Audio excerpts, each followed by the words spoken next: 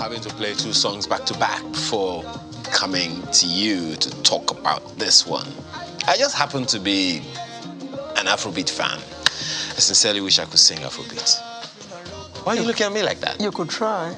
Well, Nigerian Idol is on. You can go and try. I'm not an idol.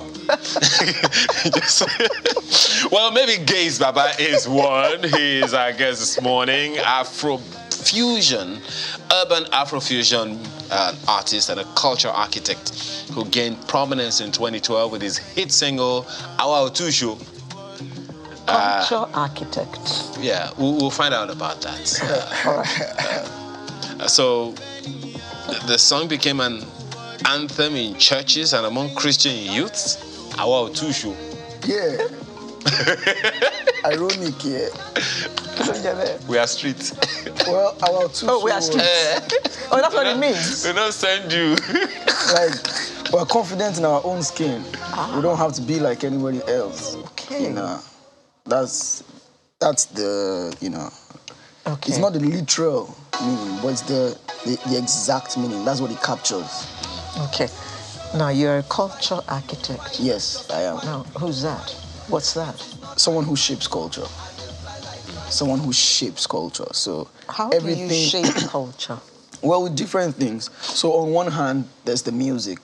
But then beyond the music, there are the platforms, because there's Light Out, with which we go around high schools, organizing concerts and leveraging the excitement to admonish students. We focus on high schools when they are between 10 and 16, 10 and 17 years old. So we advocate values like dedication, like, you know, delayed gratification, which is really a scarce value in our society right now, and abstinence. We also push abstinence to young people and say, don't let all the noise on media fool you. You can still choose to stand out and be different. You will have to forgive me for asking. How old are you? Or are you shy to say it on? No, shy. No, your age is your age, man. There's no point hiding that. I'm actually 35. Okay. All right. Oh, tush. Okay. All right. But my question, one of my major questions to you would be, why Afrobeat music?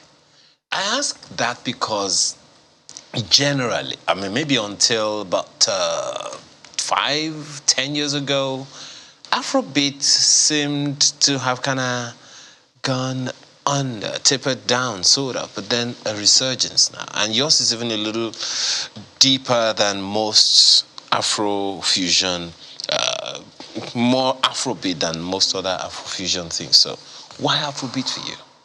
Well, Afrofusion, because it's a fusion of the African sound and other sounds. Yes, I know. Afrobeat the reason is a genre. But the reason I ask Afrobeat particularly is because of the pattern of the music, not in the deep, rich Afrobeat thing. For instance, yours is not very rich in horns and all of that. So that understanding is there. So, but why I ask why Afrobeat particularly?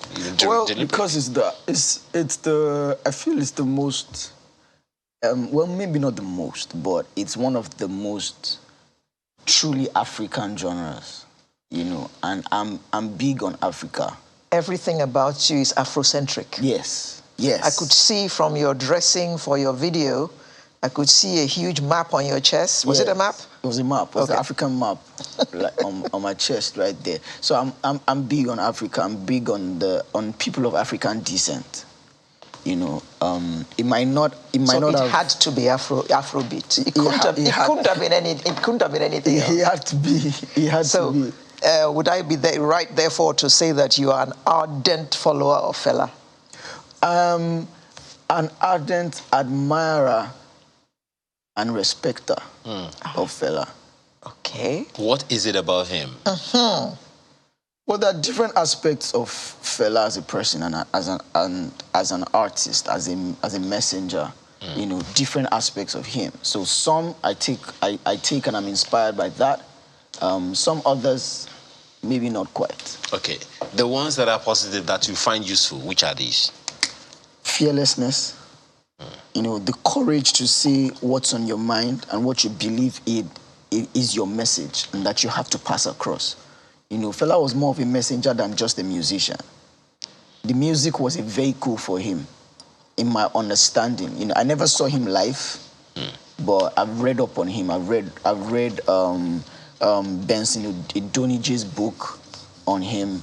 I've studied to a decent extent. I spent a couple of months with KG Hamilton, who played with Fela for about 12 to 14 years. Played different instruments, was in his band. So I wanted to get like first-hand feel. What was it like, you know, working with this man? You get what I mean? So yeah. Before I talk about your album, you have this Lighthouse Collective, an ensemble of Christian creatives. Yes. Speak to me about that. And how does that help shape culture? Yes. So, you know, I'm big on faith, and my music reflects my faith, which is Christianity. And within Christian music, over the last maybe 10, 12 years, it's been predominantly congregational worship, you know, temple music, vertical music. You're singing to God, you're singing about God. So there's not a lot of culture shaping. There's not a lot of citywide interfering. There's not a lot of engaging of the people, you know. So we believe have been sent to do that, have kind of like set up like a community. It's not an organization. That's why I say collective of, you know, Christian creatives. So our sounds are different. We're not, you know, worship, praise. It's more alternative sounds. What the body isn't so used to right now. So we are the ones who go on the outreaches. We're the ones who organize Aramanda, which is an urban festival. We've done 2. We're having another one at Easter. So all these unconventional means to get the message that we have out there. So that's what the Lighthouse Collective and what's the is message? You talked about vertical communication. So the mainstream of Christian music right now is congregational, is temple, is music that aids worship. Right? Our music is more topical. We want to capture thoughts and ideas and ideals, such as that express, you know, faith, love. You even want to think about things as common to man as, say, even sex, but from the standpoint of scriptures, because people go through these things. But then you want to say, what's God's viewpoint on this? Okay. You know. So would you consider yourself a gospel artist? Based on what people understand as gospel artists, yes. And but what if we would delve into the breaking down of these things, then we don't have time for that. What would have made an economics graduate go into music? I believe it's my life mission to be, now, I thought it was to be a musician. Now I understand it's to be a cultural architect. And music is the vehicle, is the means, is the channel for achieving that. Okay. So music for me is a tool. And that's it's not tool, an end in itself. Yeah. So that tool is also in your album? Oh, yeah. Decade after? Yeah, a decade after captures my journey over 10, 12 years. You know, we started working on it beginning of 2020, myself and ID Kabasa. You know, so we started working on this album then. We'll finish. How are you able to track him? Favor. Because ID Kabasa is not easy to get. Nah, it's not. It's not, but, you know. And then I paid my dues also, stayed with him for quite a bit. So when it was time to work on the album, he was even more passionate about it than I was. So talk about my message. Talk about the album. What's in it? 13 What's tracks. to be expected? It's a 13-track album. It's an album that captures, you know, things that have to do with culture from the standpoint of faith. So there's a song on fidelity as a married person. There's a song on seeking help from God to be responsible and to meet your to deliver on your responsibilities as a husband and as a father, because I'm one. You know, there's a song on aspiration, knowing that I've been on this journey for a bit, but I know that surely I'll definitely arrive at that destination that God has in mind. You know, for me, there's a song about society. It's called Wambiliki Wabia,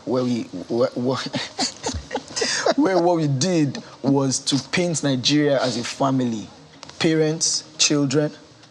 We liken the parents to some of the leaders, not all, but some of the leaders, the children to the followers. I would say that the parents are well-fed and the children are malnourished. Oh dear. So there's an imbalance there. I'm not going to ask you if this has anything to do with 2023, so don't answer because I didn't ask. No, it can't even have anything to do with it because it was written even before 2019. But if you are a cultural back. architect, don't forget that cultural architects are always futuristic. So what if you did without even knowing?